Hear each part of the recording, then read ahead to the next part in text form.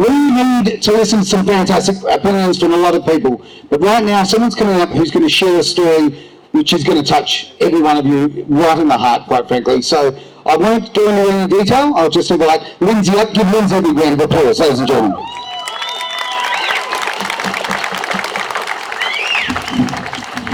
Okay, so firstly, there's a lot to this story, and I don't have much time, and I'm going to introduce you to a person who can confirm some of this information. We've just heard from Mohammed talk about misinformation and talk about the science that's not correct. I can tell you that on the 11th of February this year, the West Australian Premier Mark McGowan held a press conference where he announced that a significant and tragic turn of events occurred in Western Australia, and that was the death of a 70-year-old man. That man, he said, was in and out of ICU as a result of having contracted COVID, and he was unvaccinated. That was a mistruth. That was a lie. I can tell you, Freedom Media WA, we have been speaking to the family. Premier Mark McGowan nor the WA Health Department contacted the family at any time during this man's admission to seek additional correct facts. He misrepresented his age. He misrepresented his vaccination status. He misrepresented the condition of him going in and out ICU. He was managed by ICU staff, but he was on a normal ward, a ward that they've designated COVID. This man, his name is Harley. This man was a Vietnam vet. Harley served his nation. He served his state, this state, the Western Australian state, as a serving police officer. He's done his time for his community, and leading up to his unfortunate passing, not from COVID, he was denied a shower by the staff at the Joondalup Health Campus, stating that giving Harley a shower was not a priority as he was a COVID patient. This man, Harley, was also denied food. And Jackie, I'm going to now invite Jackie up. Jackie is the loving partner of Harley of 32 years.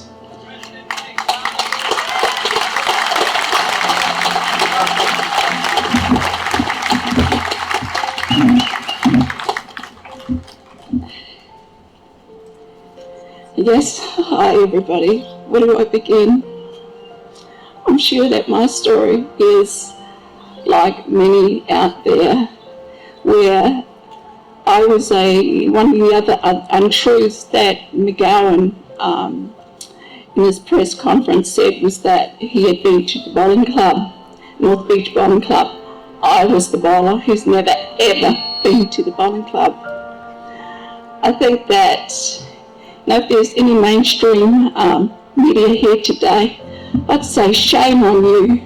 Shame on you. You should get your facts right and you should come to the source.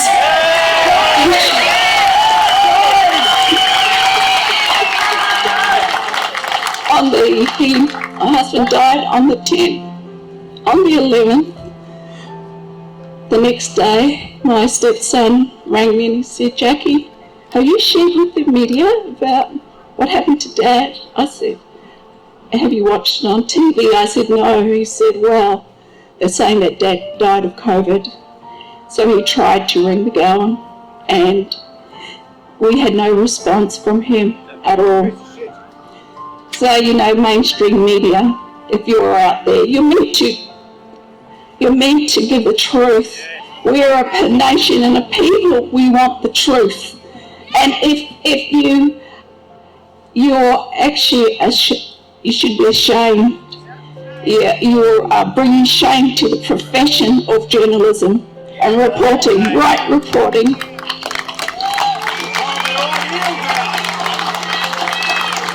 I thank Freedom Media that came to my house and they have taken my story. My story is one, yes, we are sad. I'm weak at the moment and we're grieving.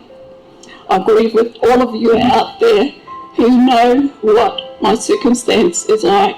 I had COVID, I was at home, I could not go to the hospital.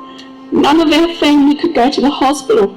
and be with Harley in his last moments. I had asked the hospital, if he is not getting better, could I please come in, or I'll send him home to us. They did none of those things. My husband was in hospital after 3 days. He said to me, look, I've just heard that I have got a clot. No, they did not tell him in hospital that he had a clot. And that's when there's a bit of despair in his voice. He said, I don't think I'm coming home. He said to me, I rue the day I had the vax. He said, you know, when you're in a position like ours where he had so many other things wrong with him, you're looking for an answer. And you're hoping that out there that they're reporting the truth. But there's no truth today. There's no truth with the media out there today. We have to search for our own truth.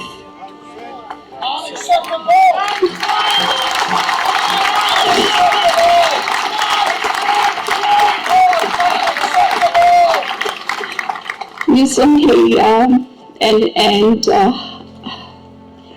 tried to hide this from my daughter, but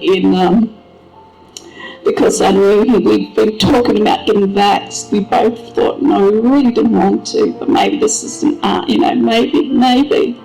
But sadly it wasn't, and it gave him clotting, which they never told us about, till he overheard the nursing staff say that he had clotting.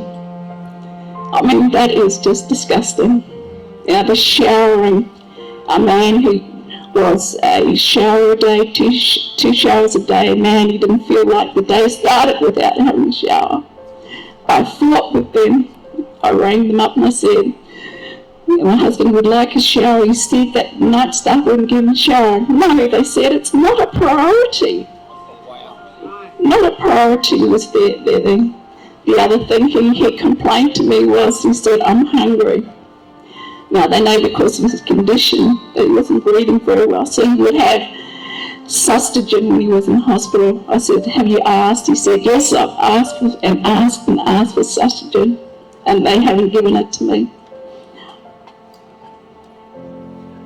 You know, I had lots of questions, and I go to bed thinking about if what maybes.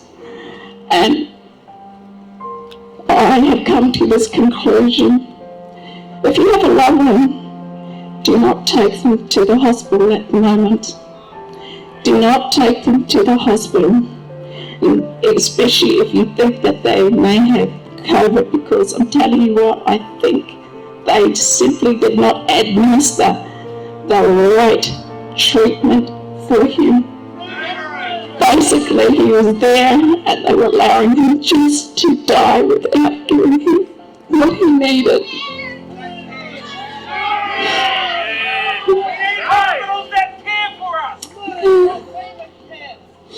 Oh, I awoke this morning and my thought was, Mark McGowan, are you God? Are you God, Mark McGowan? Because you sound like God. And changing narratives, changing the lives of people, you and me, human, flesh and blood. And I thought, okay, so you represent yourself with God. If you are God, then you give my husband back. Give him back if you are God. Thank you for listening.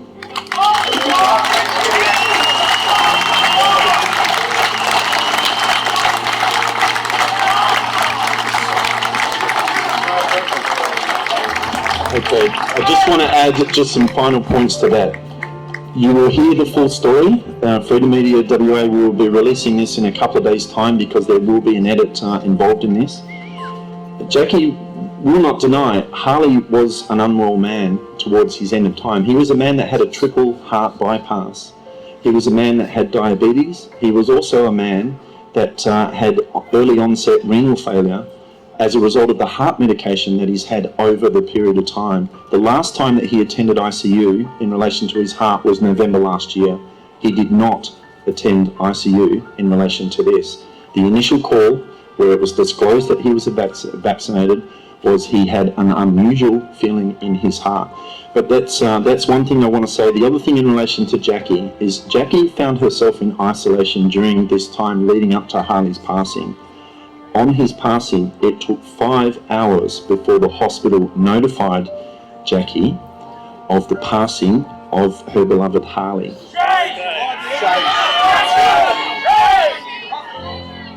In addition to that, as Jackie had tested positive to COVID, and Harley also tested positive in the hospital, but he was asymptomatic. He laughed.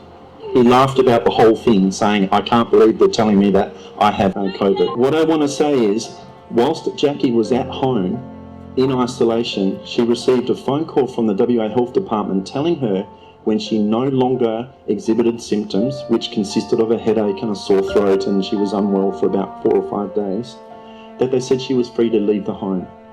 At no time during the 5 to 6 phone calls a day that the WA Health rang to check to make sure that she was not leaving home, did they ask about pastoral care for a woman who just lost her life partner of 32 years of marriage.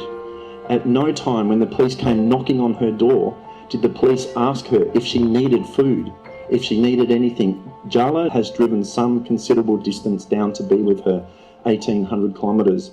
She couldn't get here quick enough, and the government services did not take care of a person who's just lost a spouse. Set aside COVID, that in any normal time is just truly unacceptable.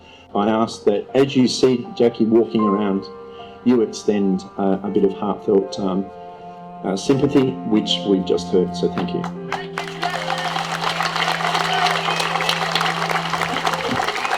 Thank you everyone for that. Honestly, Jackie and the strength she has just shown, just give her another big round of applause, ladies and gentlemen, that's amazing. What an absolutely beautiful family.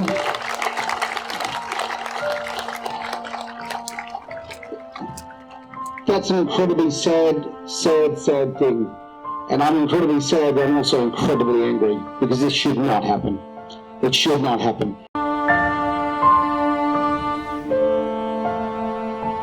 Brought to you by Freedom Media WA, where journalism should never be a government narrative. Like, share and subscribe to my channel to see real people telling real stories.